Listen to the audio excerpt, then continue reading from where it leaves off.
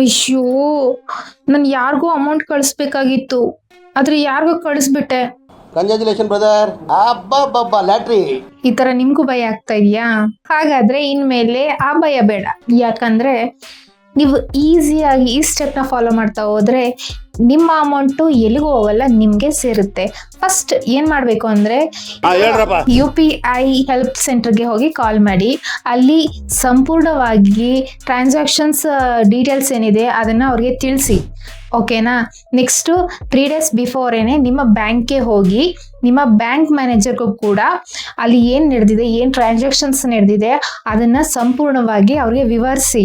Next step ಬಂದು ತುಂಬಾ important. ಅದೇನಂದ್ರೆ NPCI ಡಿಸ್ಪ್ಯೂಟ್ ರೆಡ್ರೆಸಲ್ ಪೋರ್ಟ್ನಲ್ಲಿ ಕಂಪ್ಲೇಂಟ್ ಮಾಡಬೇಕು ಅಂತ ಹೇಳ್ತೀನಿ. ಅವಾಗ ಏನ್ ನಡೆದಿರುತ್ತೆ ಪ್ರಾಬ್ಲಮ್ನ ನಾವು ಅಲ್ಲೇನೆ ಕ್ಲಿಯರ್ ಮಾಡ್ಕೊಂಡ್ರೆ ಬೆಟರ್. ಸೊ ಇನ್ನ ಯಾಕೆ ಟೆನ್ಷನ್ನು?